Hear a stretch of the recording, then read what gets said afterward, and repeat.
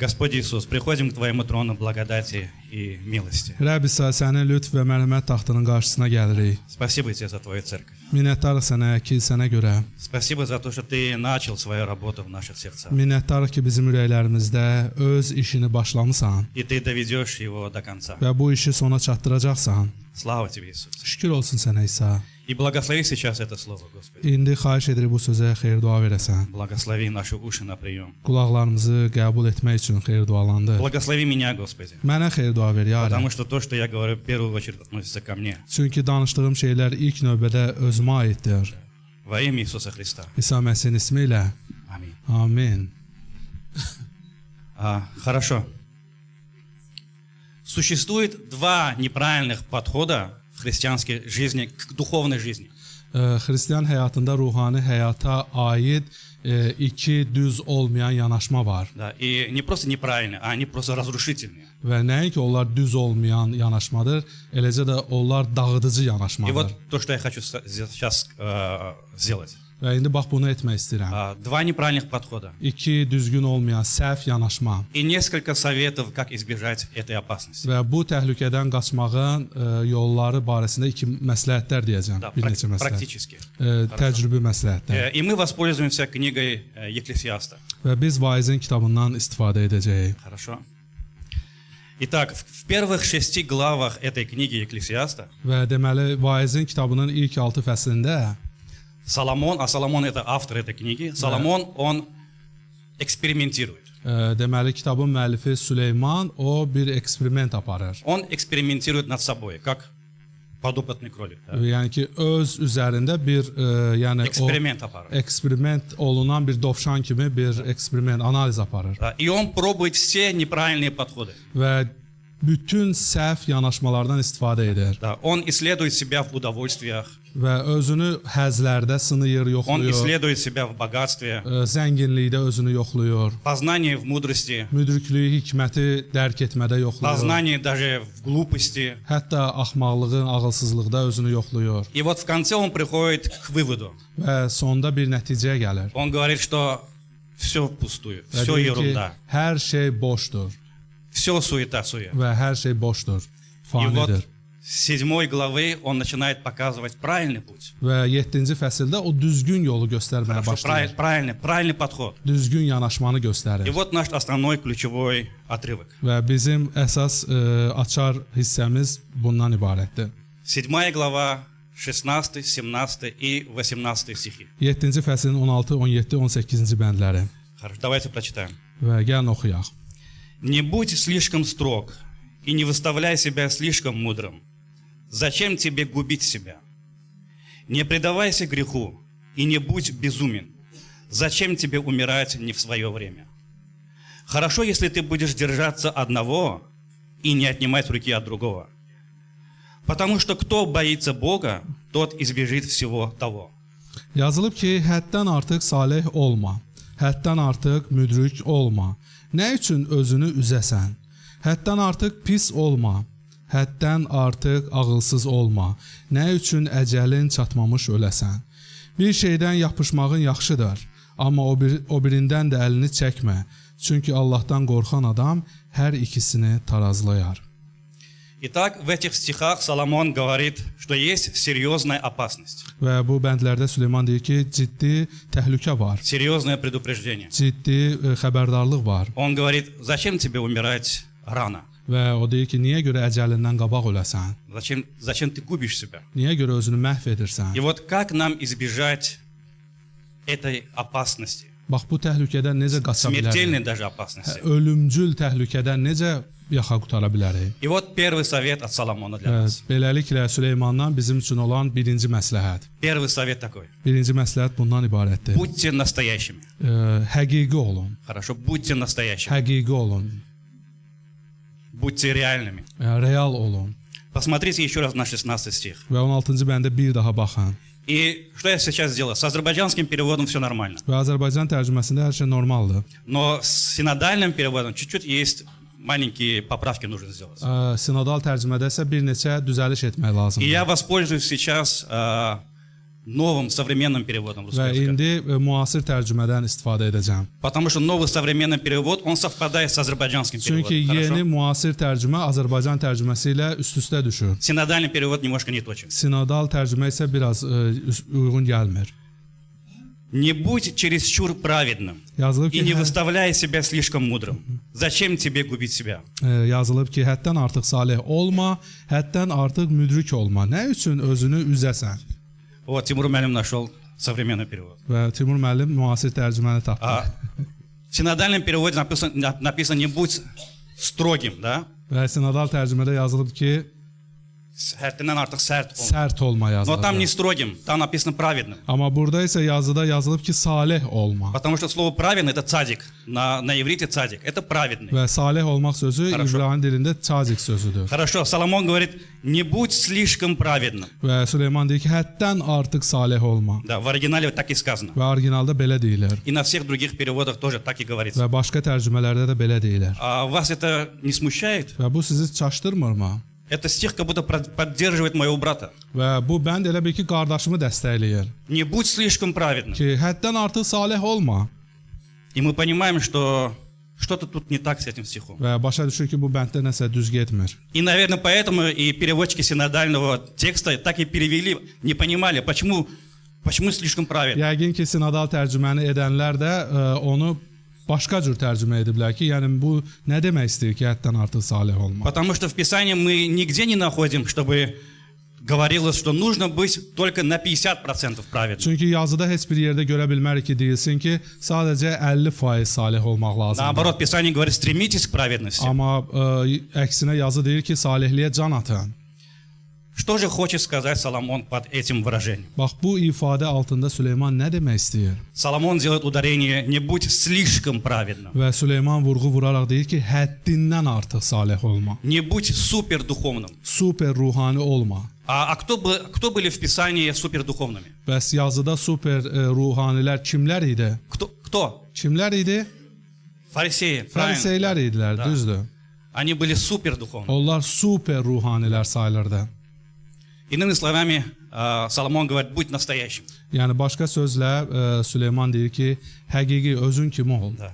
Знаете, фарисейское движение, оно возникло за 2 века до рождения Иисуса Və Христа. bilirsiniz, Fariseylik İsa Məsihin doğuluşundan 2 əsr qabaq yaranmağa başlamışdı. Когда израильский народ вновь отвернулся от Бога, O vaxt ki İsrail xalqı yenidən Tanrıdan üz döndərdi. был период молчания, 400 лет не было никого, ни пророков не было. 400 il ərzində susqunluq, sakitlik dövrü oldu, heç bir peyğəmbərlik baş vermədi. И вот эти фарисеи, они были в авангарде, они вели народ Божий к Богу. Və bu fəriseylər də həmən Tanrı xalqını Tanrıya tərəf aparan kəslər oldular. Они были классными ребятами. Onlar əla oğlanlar idilər. Да. Но что-то потом пошло не так. Amma sonradan nə isə dəyişildi, nəsə baş verdi.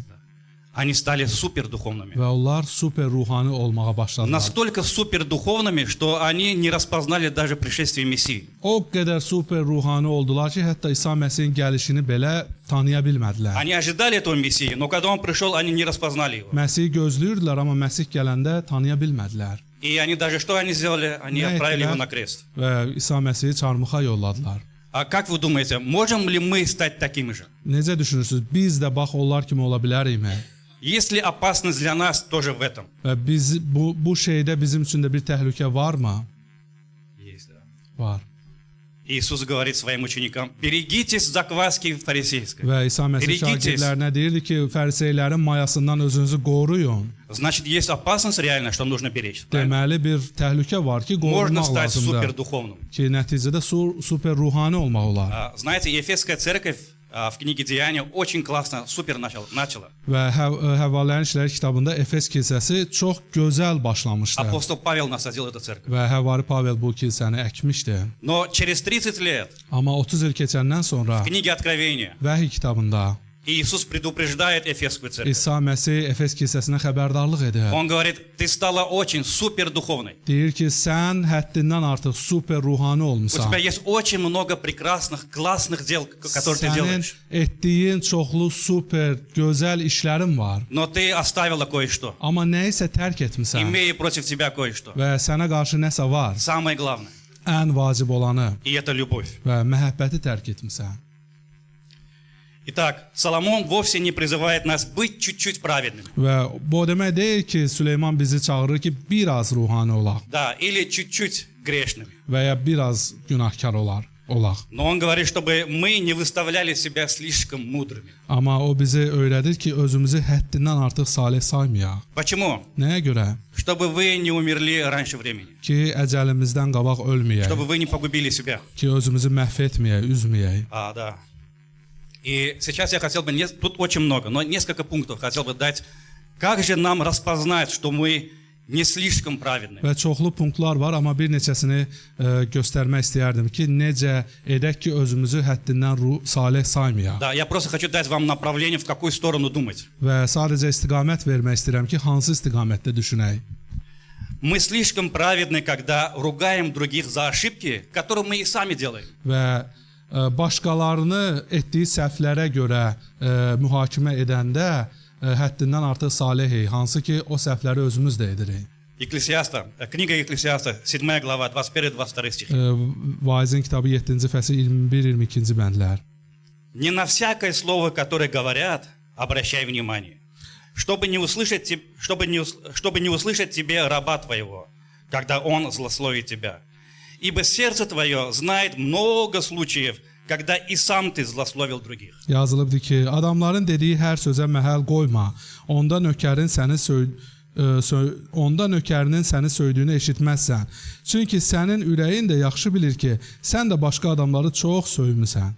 Итак, исследуйте себя, как вы относитесь к ошибкам других. Və başqalarının səhvlərinə necə münasibət bildirdiyinizə görə özünüzü yoxlayın.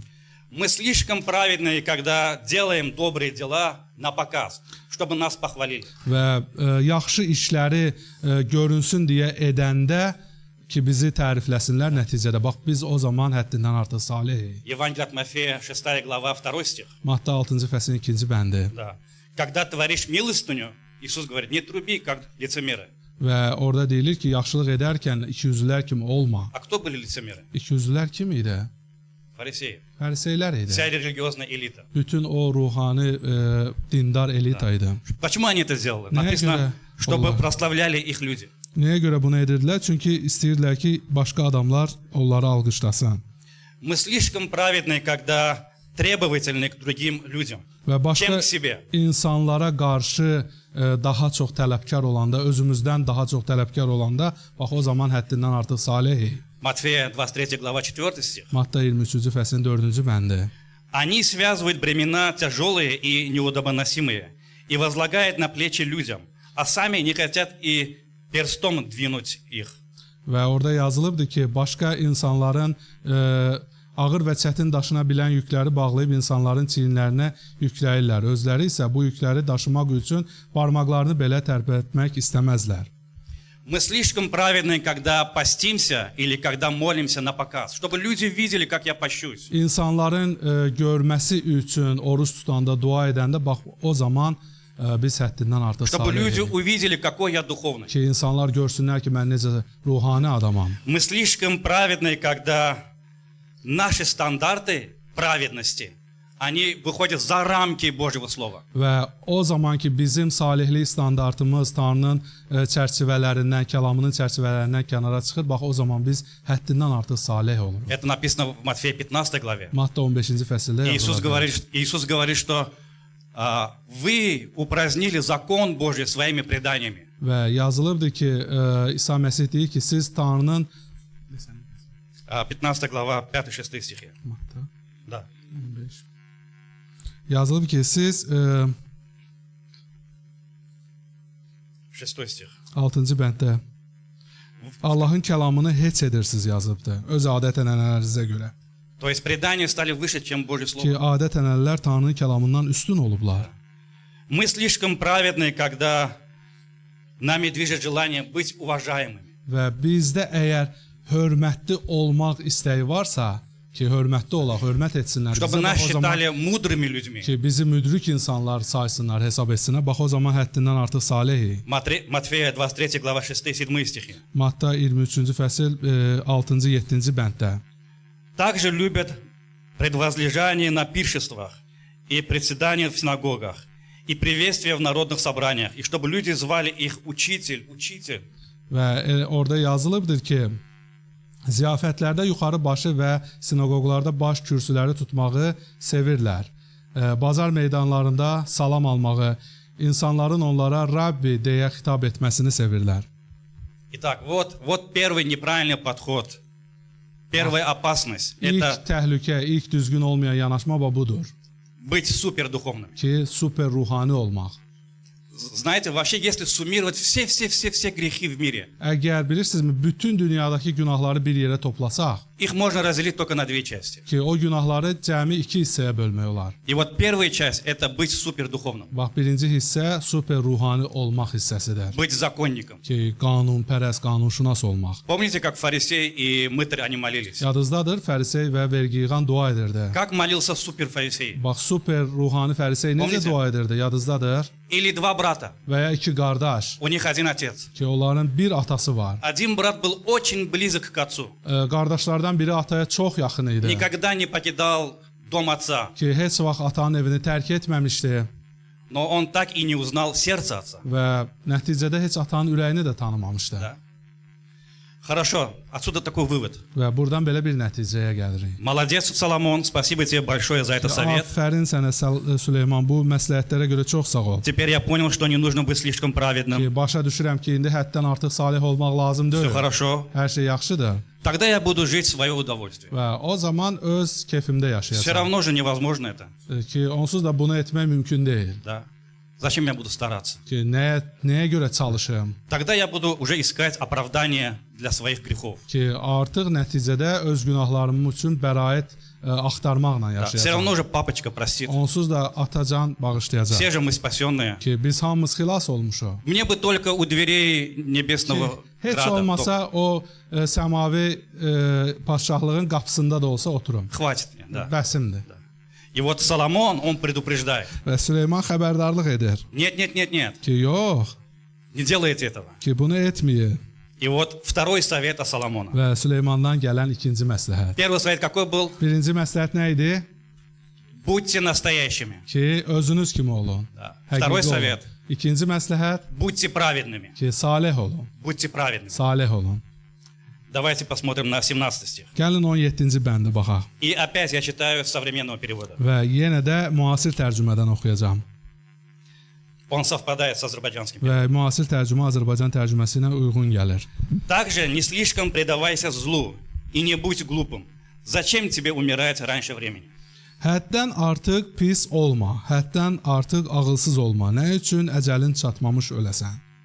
И вот это есть другой неправильный подход Və budur в dуховной жизни. ruhani həyatda düzgün olmayan növbəti bir yanaşma. А вас тут ничего не смущает? Və burada sizi heç nə çaşdırmırmı? Меня очень сильно смущает. Məni çox çaşdırır. А что значит можно чуть-чуть продаваться? Yəni ki, biraz olarmı? Что ты хочешь сказать, Соломон? Yəni Süleyman, nə demək istəyirsən? Не слишком. Тебе надо было сказать, вообще не предавайте злу. Və deməli idin ki, nəinki həddindən artıq pis olma, deməli idin ki, ümumiyyətlə pis olma. Да. Например, поэтому в синодальном переводе просто написано «Не предавайся греху». Və buna görə sinodal tərcümədə yazılıb ki, pisliyə tərəf olma. Да? Вот нормально как бы звучит, Və правильно? Всё normal нормально. səslənir elə Но bil ki. почему-то в оригинале не слишком Amma предавайся злу. orijinalda yazılıb ki, həddən artıq pis olma. Да. Или даже еще сильнее. Там написано, еще по-другому можно перевести «Не будь слишком беззаконником». Və ya başqa cür demək olar ki, həddindən artıq qanunpərəst olma, Беззаконником. qanunsuz olma. Пастор, еще можно так перевести? Беззаконник и ганусус. Да. Хорошо, не будь слишком беззаконником. Həddindən artıq qanunsuz Не будь olma. порочным слишком. Yəni ki, qanuna meyilli olma. Беззаконник, это тот, который вообще не исполняет, нарушает законы, любые законы. Yəni ki, qanunsuz kəs o kəsdir ki, qanuna məhəl qoymur. Yəni pozur bütün Что же qanunları. хочет нам сказать Соломон здесь? Və Süleyman burada bizə nə demək istəyir? Итак, Соломон знает истину, Yəni Süleyman həqiqəti bilirdi. что нет праведника ни одного в этом мире, что все согрешили в этом мире. Ki bilirdi ki, bu dünyada salih bir kəs yoxdur. Hər kəs günah edibdir. Да. что вся наша праведность, все наши добрые дела – это как запачканная одежда перед Богом. Ki bütün bizim yaxşı əməllərimiz, salihliyimiz Tanrı qarşısında kirlənmiş, çirklənmiş əski kimidir. Да. И Соломон, он не строит иллюзии, что если сказать «не греши», и человек не будет грешить. Нет, он знает, что человек грешный. Və Süleyman özündən uydurmaq istəmir ki, əgər insana desən ki, günah etmə, o etməyəcək. Bilir ki, insan günahkardır. Да. Любой сознательный грех Və bütün şuurla edilən günahlar является глупостью. axmaqlıq sayılır. Любой сознательный грех. Şuurlu şəkildə etdiyimiz bütün günahlar bir axmaqlıqdır. Но когда человек сознательно добавляет грех к греху, Amma şuurlu olaraq insan günah üstünə günah əlavə edəndə а потом еще один грех, и еще один грех, daha bir günah və daha bir günah edəndə Соломон говорит, что это безумие. və Süleyman deyir ki, bu bir ağılsızlıqdır. Это крайнее безумие написано. bu- Это в стихе написано. Həddindən artıq ağılsızlıqdır Да, это неразумно. və bu ağılsızlıqdır. Итак, Бог хочет, чтобы мы были не только настоящими, Və Tanrı istəyir ki, biz nəinki həqiqi özümüz kimi olaq, но чтобы мы были праведными. amma eləcə də biz düzgün olaq. И вот с точки зрения вечности, Və əbədiyyat nöqteyi nəzərindən, с призмы духовной, с призмы вечности, əbədiyyat prizmasından что мы уже праведные во Христе, правильно? biz artıq Məsihdə salih sayılmışıq, deyilmi? На кресте произошел обмен. Və çarmıqda bir mübadilə baş verdi. Иисус Христос забрал наши грехи, İsa Məsih bizim günahlarımızı götürdü а вместо этого отдал нам свою праведность. və əvəzində isə bizə salihliyini verdi. И поэтому мы уже посажены на небеса. Və buna görə də biz artıq səmalarda otuzdurulmuşuq. И наши дела, они не влияют на наше спасение. Və bizim əməllərimiz xilasımıza təsir göstərə bilmir. Ни хорошие дела, Nə yaxşı əməllərimiz, ни плохие дела не влияют на наше nə спасение. də pis əməllərimiz xilasımıza təsir göstərmir. Наши имена уже записаны в книге жизни. Bizim adlarımız artıq həyat kitabında yazılıbdır. Но на кое-что наши плохие дела, они влияют Amma все-таки. pis əməllərimiz nəyəsə təsir edə bilər hər halda. Они влияют тут на качество нашей жизни тут на земле. Onlar bizim yer üzündə olan həyatımızın keyfiyyətinə təsir göstərir. Писание призывает нас освящаться каждый день. Və yazı bizi çağırır ki, hər gün özümüzü təmizləyək, Мы брали наш крест ежедневно. ki, gündəlik olaraq çarmıxımızı götürək. Но когда мы грешим, Amma biz günah edəndə а потом еще раз грешим, və и еще раз, yenə də günah edəndə, yenə də и живем этим, как сказал Соломон, безумной жизнью, və Süleyman dediyi kimi bu ağılsız həyatı yaşayanda, тогда мы теряем радость spasения. bax o zaman biz xilasın sevincini itiririk. Мы теряем мир в serдце. Biz ürəyimizdəki sülhü itiririk. Мы теряем физическое здоровье. Fiziki sağlamlığımızı itiririk. Это как blудный сын, Və bu o həmən azmış, itmiş oğul kimidir. который потерял все. O kəs ki, hər şeyini itirdi. На самом деле там два блудных сына. Və əslində isə orada iki itmiş oğul var idi. Первый блудный сын, он супердуховный, он дома. Birinci azmış oğul o super ruhani oğul idi, evdə idi o. А второй сын, İkinci isə он вместе со свиньями уже. o donuzların yanında idi. И вот Соломон говорит, что это может даже привести к физической смерти. Və Süleyman deyir ki, hətta belə bir ağılsızlıq fiziki ölümə gətirib Он çıxarır. говорит, зачем тебе умирать раньше времени? Və Süleyman deyir ki, nəyə görə əcəlindən qabaq öləsən? Зачем? Nəyə görə? Nə üçün? И вот, что же предлагает Соломон делать с этим? Və Süleyman bütün bu şeylərin öhdəsindən gəlmək üçün nə təklif edir? Третий совет. Üçüncü məsləhət. Tретий совет от Соломона. Süleymandan gələn 18 стих. üçüncü məsləhət, 18-ci bənd. Екклесиаста. Vaizin 7, kitabı 18. 7-18. Хорошо придерживаться первого совета и не упускать из виду второго. Birinci məsləhətdən yapışmağın yaxşıdır, amma o birisindən də əlini çəkmə yazılıb. Итак, вот, держитесь и того, и другого. Ki, həm birincisindən, həm digərindən yapışın. Будьте настоящими. Ki, həqiqi olun, əsl olun. Не будьте супердуховными, Super ruhani olmayın, суперфарисеями. super fərisey olmayın. И вот с другой стороны, Və başqa tərəfdən isə будьте искренне праведными. ki, səmimi, həqiqi salihlər olun. И возрастайте в этой праведности. Və bu salihlikdə böyüyün. Хорошо, мы можем спросить Соломон, а как это вообще возможно? Və biz soruşa bilərik ki, ey Süleyman, bu ümumiyyətlə mümkündürmü? Как можно в одно и то же время быть настоящим Ki necə ola bilər ki, eyni anda həm həqiqi olaq, əsl olaq Да, и в то же время возрастать в праведности. və eləcə də başqa tərəfdən salihlikdə böyüyək. И он dает ответ. Və Süleyman cavab verir. И это последний совет наш. Və bu bizim sonuncu məsləhətimizdir. Ответ находится в конце 18 стиха. Və cavab 18-ci bəndin sonundadır. Боящийся Бога избежит всех бед. Yazılıb ki, çünki Allahdan qorxan adam hər ikisini tarazlayar. Вот хороший перевод. Немножко отличается от... Yaxşı tərcümədir. Rus tərcüməsindən fərqlənir biraz.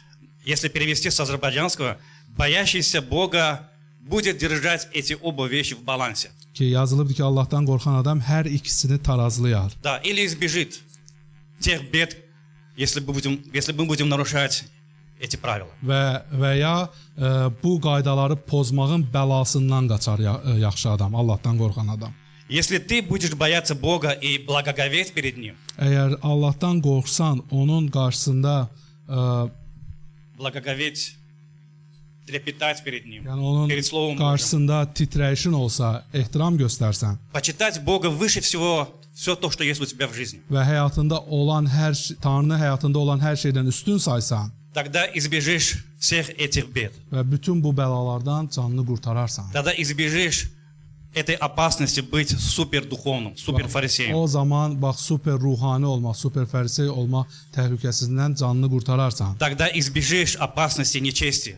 və natəmizlik təhlükəsindən qaçarsan Ты не будешь относиться очень легко к греху. və günaha çox belə asanlıqla yer vermərsən И вот страх Божий это является секретом праведной духовной жизни. və salih ruhani həyatın sirri Tanrı qorxusudur. Как мы измеряем, насколько мы выросли духовно? Və nə qədər ruhani boyatmağımızı necə ölçə bilirik? Лично я, это то, что относится ко мне, да? Və şəxsən bu mənə aiddir. Я себе сейчас говорю. Bax, indi özümə deyirəm. Чем отличается вилаят в 2026 году от вилаята, который был в 2025 году? Və 2026-cı ildə olan vilayət 2025-ci ildə olan vilayətdən nə ilə fərqlənir? Насколько у меня возрос страх Божий? Bax, məndə Tanrı qorxusu nə qədər böyüyübdür? Насколько я отношусь трепетно к духовным, к святым вещам? Ruhani, müqəddəs şeylərə nə qədər titrəyişlə yanaşıram? Знаете, мы люди, мы такие существа, мы можем любое святое, любую духовную вещь взять и сделать его просто фамильярным, обычным. Və bilirsinizmi, biz elə insanlarıq ki, istənilən müqəddəs ruhani şeyi götürüb asanlıqla onu sadələşdirə bilərik, familiar ola bilərik. Да. Поэтому вот чем я измеряю. Bax, buna görə də mən bununla ölçürəm Насколько у меня вырос этот страх Божий. ki, məndə bu Tanrı qorxusu, Rəbb qorxusu nə qədər çoxdur, nə qədər böyüyüb. И последнее, что я хочу сказать, Və sonda demək istədiyim я этим завершаю. və bununla da bitirəcəm. И я хотел бы обратиться к тем, которые никогда не принимали Иисуса O Христа. kəslər ki, İsa Məsihi heç zaman qəbul etməyib, onlara müraciət etmək istəyirəm. К тем, которые, может быть, сегодня впервые это слышат. Və bəlkə də bugün ilk dəfə eşidən kəslər var, onlara müraciət etmək Или к istəyirəm. тем, которые будут слушать потом по YouTube. Və ya daha sonra YouTube-dan qulaq asacaq kəslərə müraciət etmək istəyirəm. Я хочу вам сказать, что если вы не принимали Иисуса Христа никогда, Demək istəyirəm ki, əgər İsa Məsihi heç zaman qəbul etməmisinizsə, я хочу сказать, что вы в огромной опасности. demək istəyirəm ki, siz böyük Я təhlükədəsiniz. не pugаю это. Və bununla sizi qorxutmaq istəmirəm. Но это то, что говорит Слово Божие. Amma Tanrının kəlamı bunu deyir. Вы в огромной Siz опасности. böyük təhlükədəsiniz. Но знаете, есть радостная весть. Amma bilirsinizmi, xoş xəbər var. Сейчас период пробуждения, праздник весны. Canlanma, bahar bayramı dövrüdür. И это пробуждение души, этот праздник, он может быть и в вашем сердце. Və bu qəlbin canlanması sizin də ürəyinizdə baş verə bilər. Завтра, послезавтра, через неделю этот праздник уйдет. Və sabah birisi gün, bir həftədən sonra bu bayram keçib gedəcək. Novruz bayramı уйдет. Noruz bayramı keçib gedir. Но есть вечный праздник. Amma əbədi bir bayram var. И вы можете стать частью этого праздника, Və siz də həmən o bayramın bir hissəsinə çevrilə bilərsiniz. если вы примете Иисуса Христа. Əgər İsa Məsihi qəbul edərsinizsə. Еще один стих, который я пропустил. Və bir bənd var idi ki, onu buraxdım. Смотрите, Экклесиастам, 7 глава, 20 стих. Vaizin kitabı 7-ci fəslin 20-ci bəndinə baxın. «Нет человека праведного на земле, который делал бы добро и не грешил бы. Yazılıb ki, doğrudan da yer üzündə elə salih adam yoxdur ki, yalnız yaxşılıq edib heç bir günah etməsən. Поэтому я хотел бы вас, те, которые не принимали Иисуса Христа никогда, я хотел бы вас разободрить. Və İsa Məsihi heç zaman qəbul etməyən kəsləri yenidən ruhlandırmaq istəyirəm.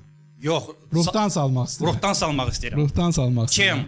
Ki, nə ilə? Своей праведностью вы никогда не войдете в этот праздник. Ki, öz salihliyiniz vasitəsilə o bayrama daxil ola bilməzsiniz. Здесь Соломон говорит, что человек делает добрые дела, но и грешит, и грешит, и грешит. Süleyman deyir ki, bax, insan yaxşı işlər görür, amma əvəzində yenə də günah edər. Но хорошая новость заключается в том, что вы можете зайти на небеса, на этот праздник, праведностью Иисуса Христа. Amma yaxşı xəbər ondan ibarətdir ki, siz səmalara, həmən bu bayrama İsa Məsihin salihliyi vasitəsilə daxil ola И bilərsiniz. я хотел бы помолиться сейчас. Və indi dua etmək istəyərdim.